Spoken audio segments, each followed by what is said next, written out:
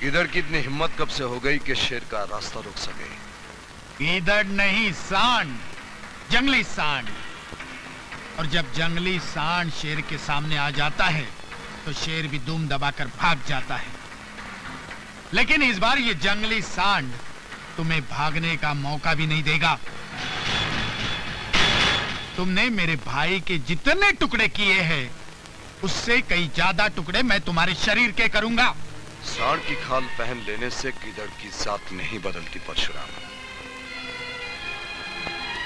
एक बात कान खोलकर सुन लो। जिस राज को छिपाने के लिए तुम्हारे भाई की जान गई, अगर वो राज तुम्हें मालूम है तो बता देना। जानते हुए भी कहीं छिपा गए तो तुम्हारा हश्र तुम्हारे भाई से भी भयानक होगा। हश्र तो तुम्हारा बुरा होगा देवा। जरा पीछे मुड़कर देखो। देवा ने कभी पीछे मुड़कर देखना सीखा ही नहीं। मैं अपने दुश्मन की चाल का नक्शा हाथ में लेकर घूमता हूं।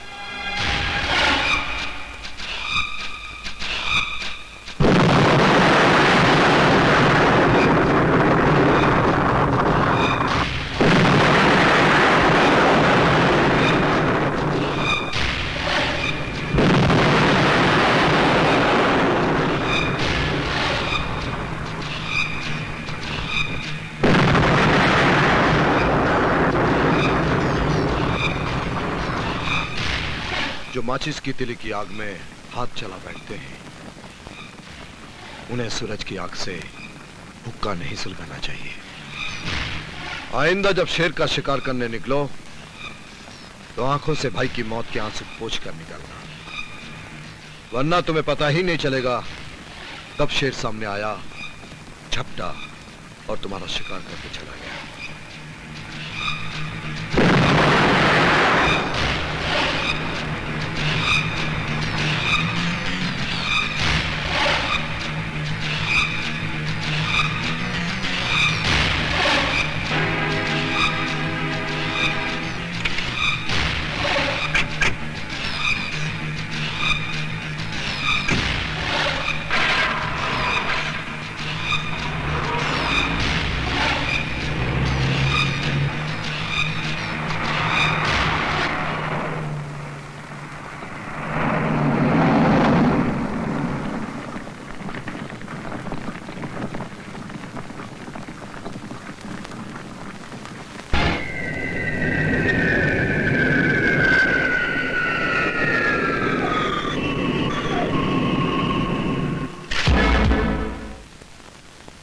ऑफिसर्स, मुझे माफिया डॉन देवा के खिलाफ दर्ज किए हुए हर नए पुराने बड़े छोटे केस की फाइल चाहिए।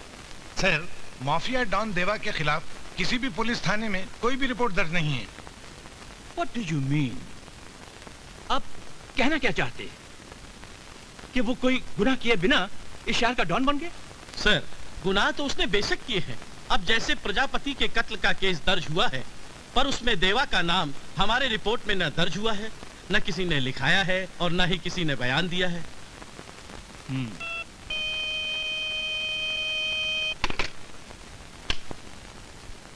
यस सर, आपसे एसपी पाटिल मिलना चाहते हैं। हाँ ठीक है, उन्हें अंदर भेज दो। Officers, you may go now.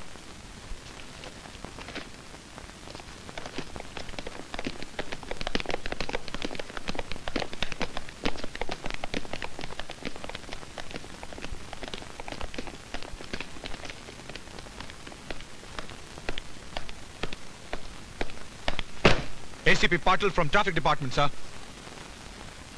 Thank you, sir. फरमाइए। सर, पहली बार आप जैसा ऑफिसर सीना ठोक कर देवा के खिलाफ खड़ा हुआ, जो हमारे डिपार्टमेंट के लिए बड़े फख्र की बात है, सर। Thank you. लेकिन सर, जिस जमीन पर आप खड़े हैं वो सरकारी है। हमारी ये वर्दी भी सरकारी है। हाथ के ये हथियार और उसमें मौजूद कारतूस भी सरकारी है, सर। आप किसकी तरफ इशारा कर रहे हैं? कुछ सरकारी लोगों की तरफ जो देवा से भी बड़े मुजरिम हैं और ऊंचे ऊंचे सरकारी ओहदों पर विराजमान है।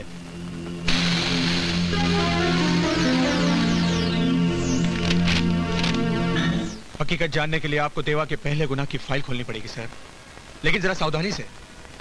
वो फाइल ऐसा अलादीन का चिराग है जिसे छूते ही एक जिन निकल आता है, जो आपको अपनी वर्दी समेत उठाकर कहीं और अपनी ड्यूटी निभाने के लिए भेज देता है।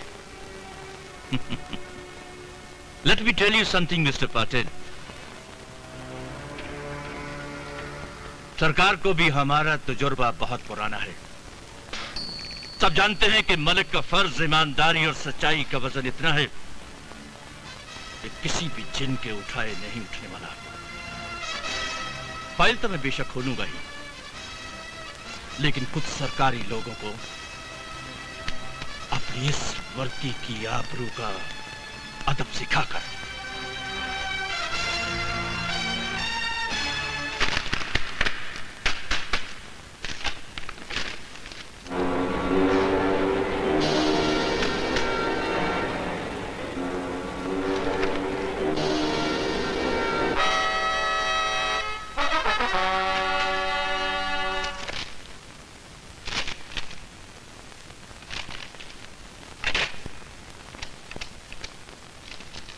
इंस्पेक्टर राणे, पता लगाओ कि आज से करीबन 18 साल पहले बॉम्बे पूना हाईवे पर एक पोल्ट्री फार्म हुआ करता था। जी सर।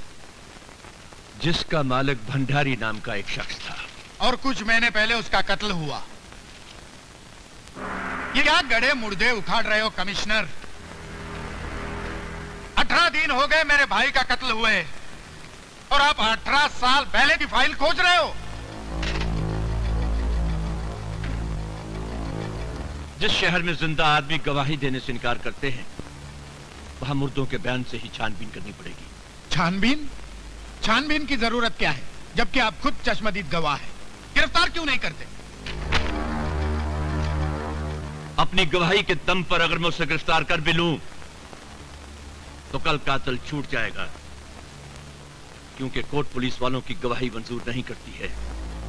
कोर्ट कचहरी बाद में देख लेंगे, पहले तुम मेरे भाई के कातिल देवा को गिरफ्तार करो। जिस यकीन से आप देवा को अपने भाई का कातिल ठहरा रहे हैं, आई फेल टू अंडरस्टैंड, उसी यकीन से आपने उसके खिलाफ नामजद रिपोर्ट क्यों नहीं लिखवाई?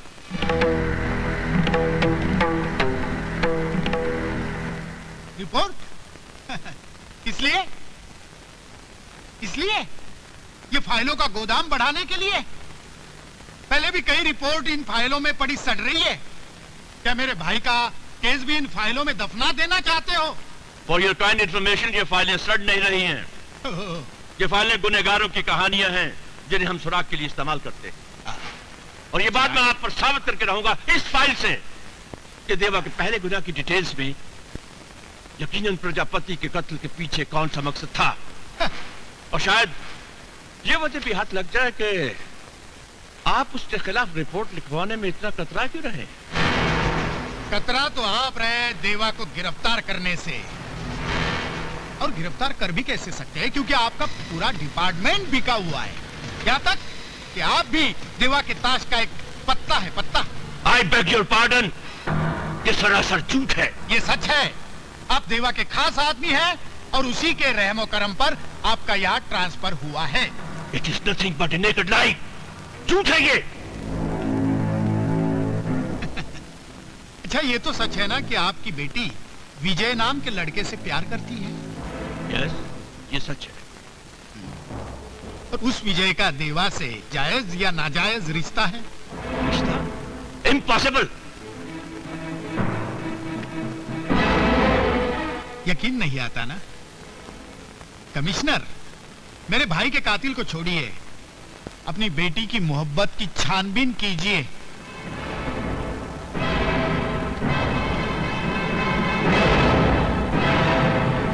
प्रिंसिपल साहब, विजय का देवा से जायज या नाजायज क्या रिश्ता है? रिश्ते तो सभी जायज होते हैं कमिश्नर साहब, नाजायज तो उन्हें हालात बना देते हैं। अपने इस फलसफे में आप खामखा पाप ढकने की कोशिश कर रहे हैं। साफ साफ क्यों नहीं कहते कि विजय देवा की नाजायज औलाद है? I beg your pardon. आप जैसे सभ्य आदमी के मुंह से ऐसी सभ्य बात सुनकर बहुत दुख हुआ कमिश्नर साहब। फॉर ए काइंड इंफॉर्मेशन, विजय अपने बाप प्रशांत कापरे की जायज औलाद है। देवा विजय का जायज मामा है।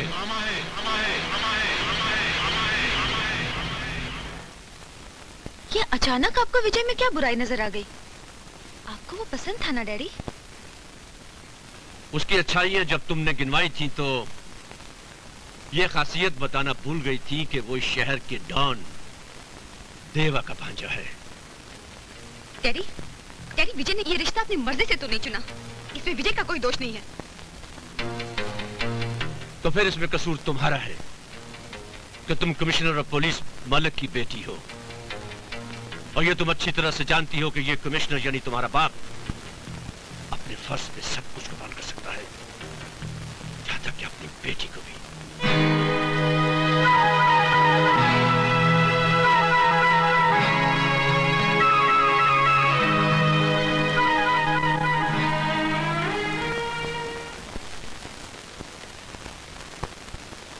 कहां जा रहे हो विजय?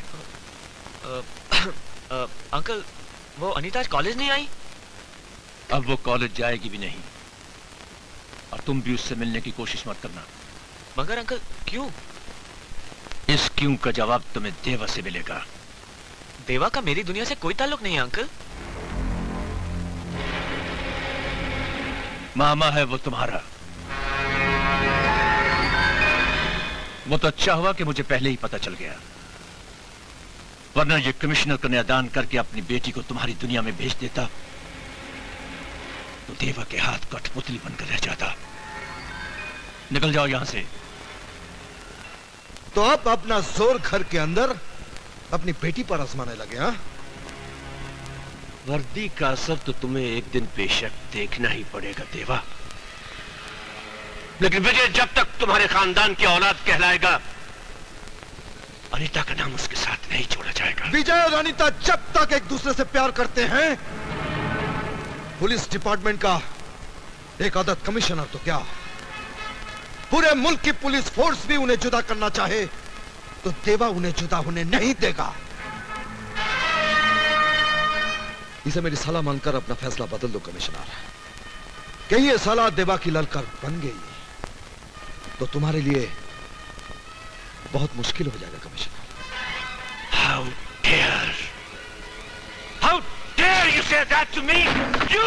मैं आपके हाथ जोड़ता हूँ, मेरी जिंदगी में दखल देना बंद कीजिए। मेरे और अनीता के प्यार को जो भी भुगतना है हम भोग लेंगे, पर अपने गुनाह का रंग मिलाकर हमारे पाक प्यार को बदरंग मत कीजिए। आपकी हैवानियत मेरे बाप को तो निगल ही चुकी है, और मेरी माँ आपकी बहन होने का जुर्माना अपनी मौत तक देती रहेगी। तेरी माँ ने मेरी बहन होने का जुर्माना दिया है ना, तो यह भी सुन कि उसके भाई ने अपने जिस्म को काटकर जिंदगी की किश्त कैसे भरी है। आज वो हकीकत उसके भाई से तुझे सुननी पड़ेगी। चल।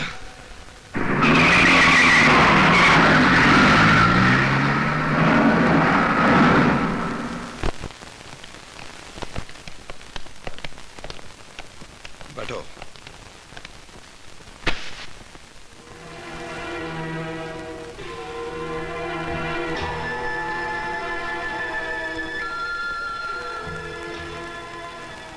तुम्हारे बाप का कत्ल मेरे हाथों जरूर हुआ था, लेकिन मैं ये नहीं जानता था कि वो तुम्हारा बाप है। दीप्ति ने मुझसे कभी कोई बात नहीं छुपाई थी, लेकिन जब वो प्रशांत कापरे से प्यार कर बैठी, मुझे बताया तक नहीं। उस दिन मुझे बहुत बड़ा धक्का लगा था, जिस दिन उसने मुझे बताया कि भैया हमारी शादी हो चुकी है। क्या कहा तूने? भैया, भैया मुझे माफ कर दीजिए। हम दोनों मजबूर थे भैया। प्रशांत की शादी उसके घर वाले कहीं और कर देना चाहते थे, तो भगवान को साक्षी रखकर हमने मंदिर में शादी कर ली। तो क्या भगवान नीचे आकर इस बात की गवाही देंगे? किस किस को बताता फिरेगा तेरा ये गरीब भाई कि तेरी शादी हो चुकी है? जीते जी मार डाला तूने मुझे। भैया, भैया मुझे मार डालिए, मैंने आपके विश्वास का खून किया है। प्यार के जज्बात में मैं ये भूल गई, मेरा भाई सिर्फ मेरा भाई नहीं, मेरी माँ भी है, मेरा बाप भी है।